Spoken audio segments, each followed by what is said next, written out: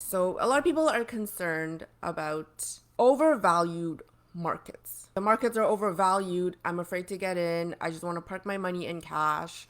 When is a good time to get in, right? It's impossible to time the markets. Okay, so the best thing to do is to stay invested. Okay, be consistent no matter what's happening. No, because over time, if you consistently invest, like you're putting money in every 2 weeks, maybe every time you get a paycheck, you allocate a little bit of money towards your investments, or you do it every month, maybe every quarter. Okay, if you do that, you're just gonna average out your costs. Whether it's like a down market, whether it's going up, you're just gonna be averaging out your costs, and there is nothing wrong with that. That is actually the best strategy to investing, because the cost of waiting on the sidelines, okay, it's huge. Because when your money is parked in cash, a few things happen, okay? The value of your money goes down. You're losing money to inflation, okay? We've seen recently the cost of food, gas, housing, everything, okay? It's going up. And if your money is parked in cash, earning, like, what are you getting in your savings account? 0.1%, 0.2%. What are the big banks paying you to have your money parked in cash? Okay, very little. At best, maybe you have like an EQ bank account and you get like 1%. Okay, but that's still below the rate of inflation, the rate that the cost of goods going up. You don't want that. You want your money working for you. You want to have, you want to optimize your money. That's what I like to call it. You're optimizing your money. So when your money is sitting on the sidelines, not only is it eroding in value, okay, but you're missing out on profits, okay, the dividends that companies pay. Okay, it doesn't matter what's happening. As long as you are going to work, as long as you are paying for things, you're eating, you're sleeping, you're shelling out your wallet and paying for things, companies are making money. When companies are making money, investors make money. So that's why, like, if you're sitting on the sideline waiting to jump in and you're afraid that it's the prices are too high, you're missing out on dividends and you're missing out on potential gains, because you could be very well be sitting on the sidelines watching everything go up, and every day, every time the markets go up, you're like, oh my gosh, it's like higher and higher and higher. I'm missing out. I'm waiting for that correction. You could very well be waiting for 10 years. Okay, because even like 10 years ago, I was like, oh my gosh, the markets are like so high. I was waiting and waiting, and then I just watched the markets continue to go up. Like, we've been in this like massive bull run after the 2008 correction.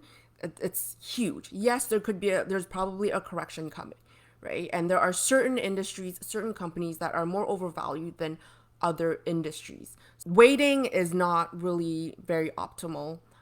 You're not a portfolio manager where investors have entrusted you with their money to make these superior returns. So forget about that notion where portfolio managers, I'm just parking my money in cash. I'm just parking my money in cash. And with that, it's like investors are paying you to park their money in cash. Like, what is that, right? So no, for you, you're not pegged to these short-term performances. You are investing for your long-term financial goals, your wealth, your retirement, whatever it is that you're investing for. So can stay invested and just stick to your strategy, invest no matter what's happening.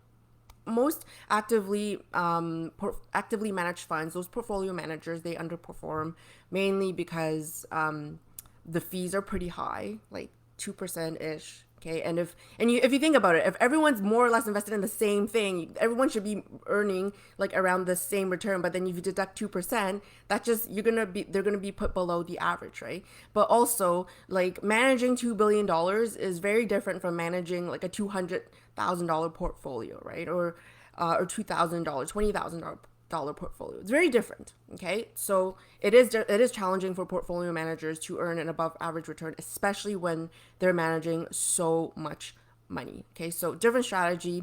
If you're hearing them saying I'm parking my money in cash, they have like short-term performance metrics that they have to meet so that they can get their bonuses. Okay, everyone's interests are different. Another thing I want to mention is you have a long time horizon. Okay, if you're thinking, is today the best day to invest? Is it tomorrow? Is it next week? Okay, this is just a blip in your entire like timeline. Okay, if you're gonna take a bird's eye view of your entire life, say like 20, 30, if you look back 20, 30 years, okay, today, the week, this month, it's just a little blip. It's a dot in your entire, like, over your entire life. So it doesn't matter whether you start investing now or next week or next month. Like, do it as soon as you can, because again, you're, by staying on the sidelines, your money just sitting in a cash account is doing nothing. You're missing out on dividends, okay, and potential price gains. Just be consistent no matter what happens.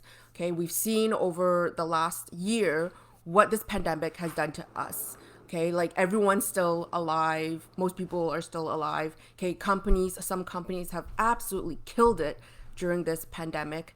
So imagine when, everything recovers. A lot of things have started to recover. Okay, the stock markets, yeah, they're at all-time highs, but you can say that about every point as it continues to go up. If you're really concerned about overvalued companies, there's like overvaluation in the markets, what you could do is check out some of these fundamental ETFs. They have it for both Canadian and US companies, and they focus on selecting companies that are, undervalued, maybe like in that sense where investors have not paid attention to those companies, right? Because what happens when certain industries, certain companies, for example, like Tesla, companies that have garnered a lot of attention, all the money has been poured into those companies, okay? They get all the attention, and when that happens, that can easily drive up the prices of these assets, okay? Maybe even beyond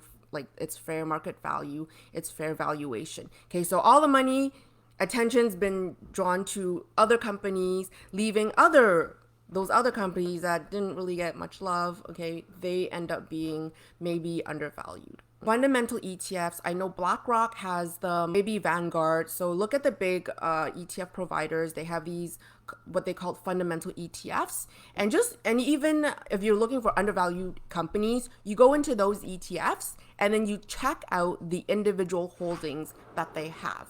So if you're interested in individual stocks, fine, you go check out that ETF, and then you start going down the list of what companies they have invested in. If you don't want to do that and you just want to buy the entire ETF, that's another way. That's the best way to do it as well. Okay. Saves you the trouble of like looking into the companies and choosing whatever. You can just buy all of it, right? Buy the ETF. You'll get access to all those companies at the same time. That's the beauty of these of ETFs.